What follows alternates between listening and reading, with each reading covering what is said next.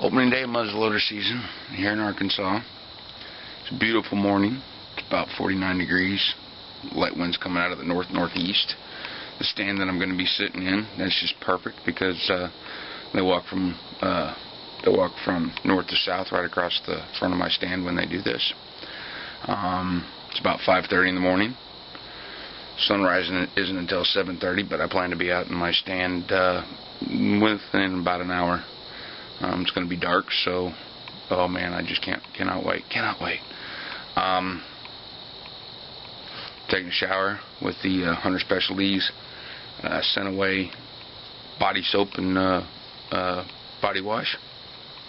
I'm going to spray down with the Scent Away scent cover. Kills my human odor.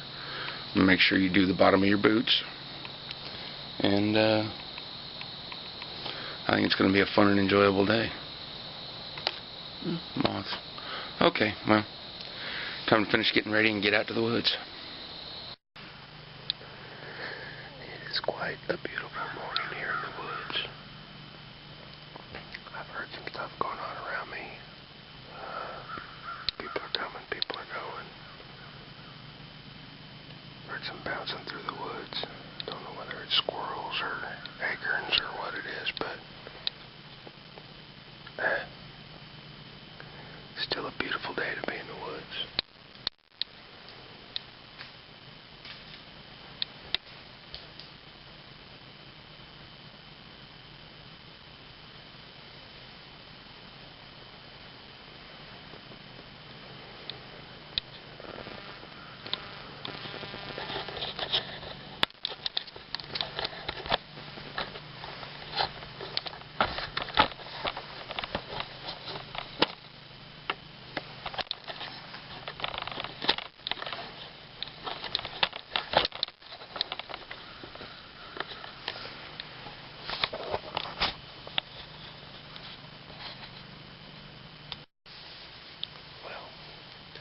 At least I know that nobody's taken the shot yet. I haven't heard any. I bumped some coming in. I don't know if they're going to be back or not. Lunar tables say that they're supposed to start moving again in an hour or so. Well, I don't know. We'll have to see. Some other hunter might be stupid and bumbling towards me. That'd be nice. This might sound stupid and pathetic, but I really wouldn't mind having one in the cooler before 11 o'clock when football starts. Bad time of the year to be a football fan. Well, we're going to get back to doing some grunting and bleating, see if we can call something in.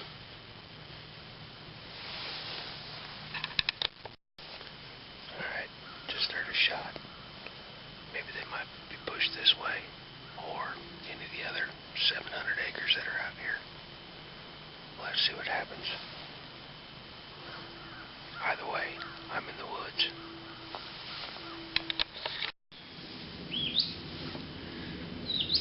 I just had a forkhorn walk within 15 or so feet of my stand. He was too small. Not legal. That's always the important thing. He's got to be legal. It wasn't legal, so I had to let him walk. But it was still pretty cool having him get that close.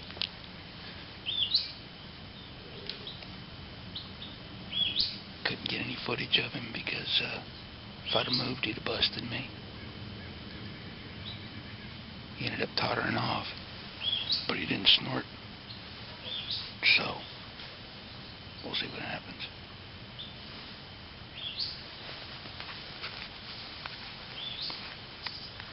Boy, my adrenaline's going about 900 miles an hour through my body. Whew.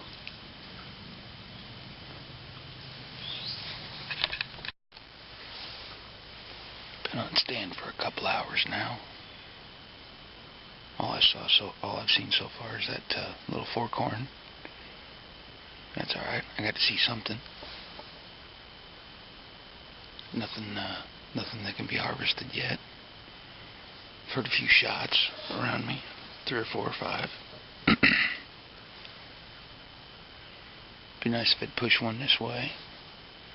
But I just have to take what comes to me and make sure I take a good ethical shot and put it down in one shot.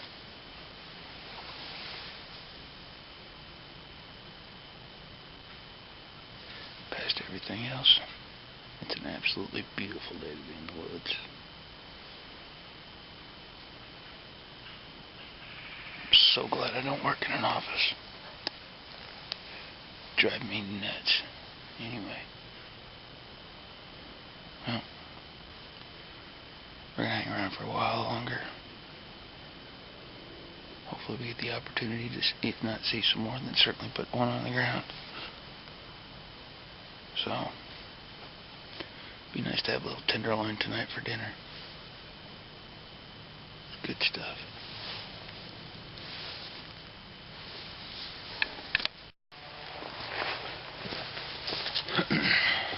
Well, had a very enjoyable first day. Saw forkhorn come up real close to my stand. I couldn't move to get any footage of him, because if I'd have moved, I'd have been busted. So I just let him come do what he was going to do, and then he walked. It was still pretty cool to see.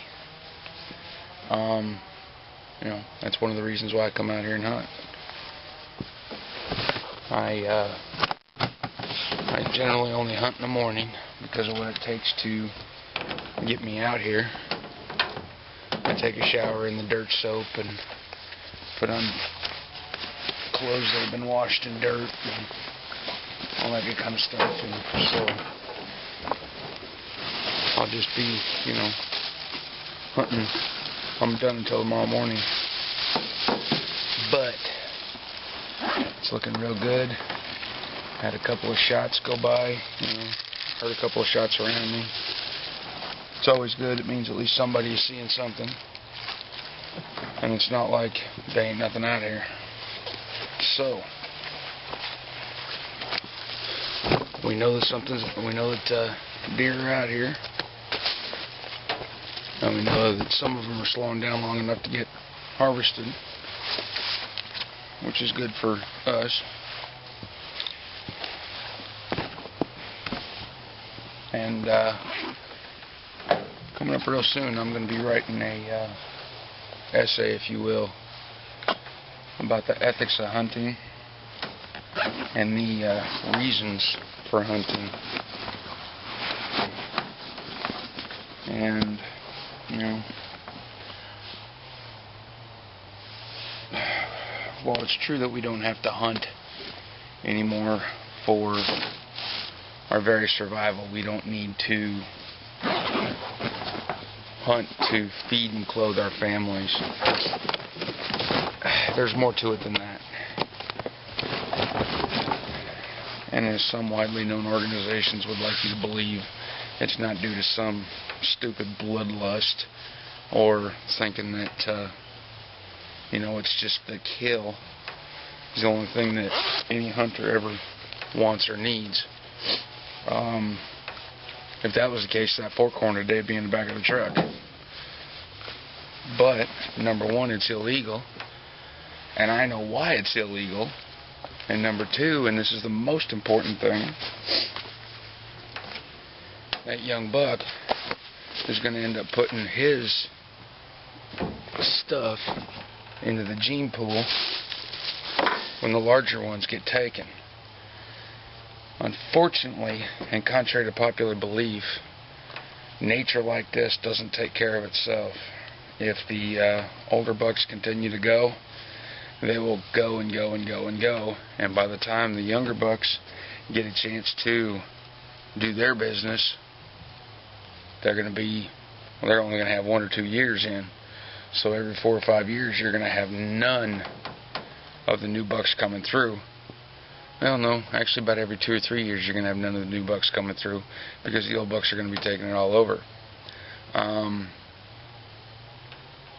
You know, it's just some people's perception of what it is we do out here, and the fact that they think that all we do is come out here with our guns and blow shit up and kill people or kill animals just to lay there and watch them bleed. It'd be nice if organizations like People for the Ethical Treatment of Animals was more concerned about the ethical treatment of human beings.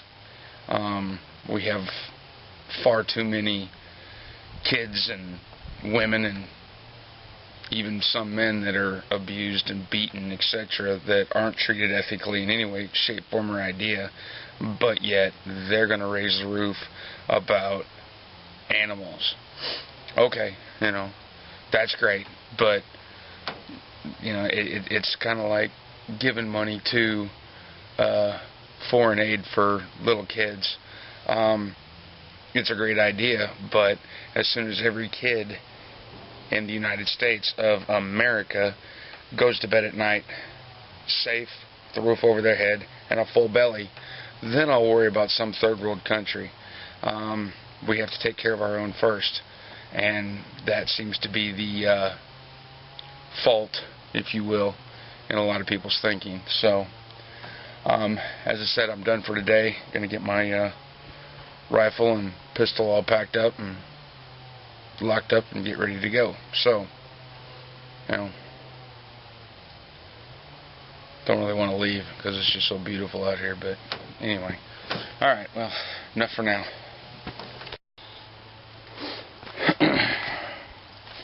You know, I was done. Everything's all loaded up, packed up, and ready to go. And, you know, I'm through hunting for this day. Had a great time, as I said. But one thing that I always do when I leave the woods, or leave the lake, or leave the river, or leave anywhere where I'm out here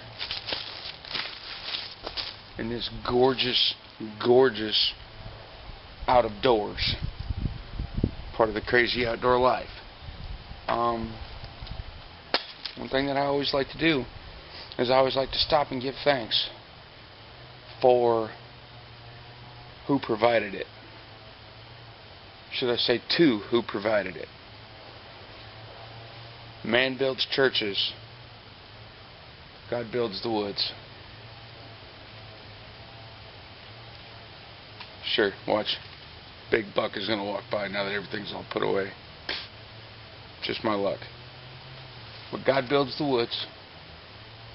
And so it probably isn't a bad thing to stop and thank Him for that. Because without Him, where would we be? Wouldn't have the woods. So, anyway. Hang tight just a second.